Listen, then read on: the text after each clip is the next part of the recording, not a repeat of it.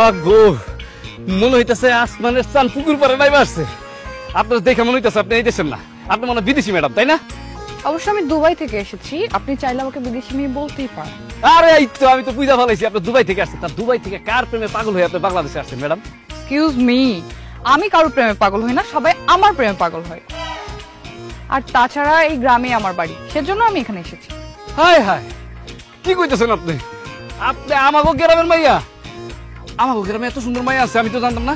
আপনার বাড়ি কই? আপনার বাপের নাম কি? আপনার মার নাম কি? আপনার নাম কি আপা? এই হারাম জাদা। থাপ্পড় দিলুন কে?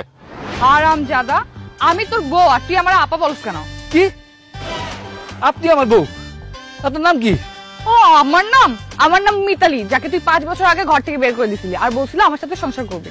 হায় আল্লাহ, কি কইতাছো? তুমি আমার বউ মিতালি? আসো বউ, আমার বুকে আসো। এই ফকিন্নি পোলা, খবরদার আমার গায়ের সাথে লাগবি না। তুই যদি আমার গায়ের সাথে লাগাস না, আমার ড্রেস নষ্ট হয়ে যাবে।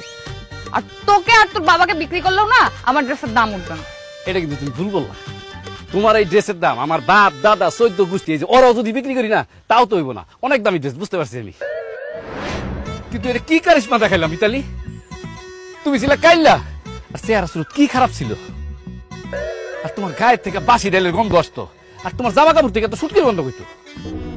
আর তোমার তো আমি একটুও পছন্দ করতাম না, আর তোমার একটুও ভালো লাগতো না। তুমি এত সুন্দর কেমন হইলা কত? তোমার তো এখন আমার মানুষ মনে হইতেছে না, মনে হইতেছে আমার সঙ্গে সাক্ষাৎ একটা পরিবারে আছে। ও মিতালি, কও না তুমি এত পরিবর্তন তোমার কেমনে করলা? Oh come on, it's money power bro. টাকা থাকলে না সব সম্ভব। দুবাইতে ব্রুজ খলিফা আছে না, ওখানে বিশাল বড় একটা জব পাইছি, আর 2 হাতে টাকা পয়সা কামাইছি আর নিজের পেছনে ইনভেস্ট করছি। আর দুবাইয়ের যে বড় বড় সেলুন গুলো আছে না, ওখান থেকে হেয়ার স্টাইল ফেসিয়াল সব করে সুন্দর হয়ে গেছি। আর ভালো খাইছি, ভালো পড়ছি, সুন্দর তো লাগবেই।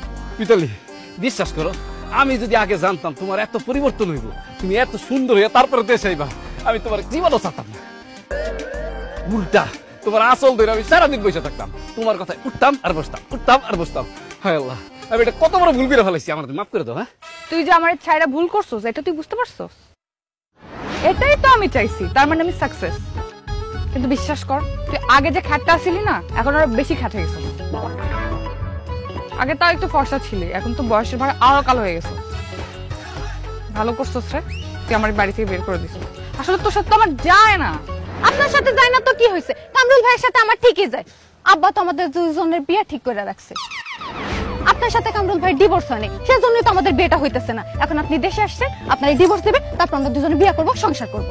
সাব্বাস, আমি তো এটাই চাইছি। আর শোন কামরুল, তুই আমাকে ডিভোর্স লেটার পাঠিয়ে দিস, আমি সাইন করে দিব। আর তোর সাথে না আমার যায় না, বুঝছস?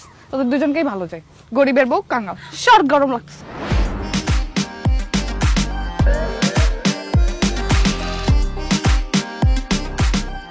কি ব্যাপার কামরুল ভাই, কি ভাবতেছেন? আবার না একটা গানের লাইন মনে পড়ে গেছে। কোনটা? आज फिर तुम पे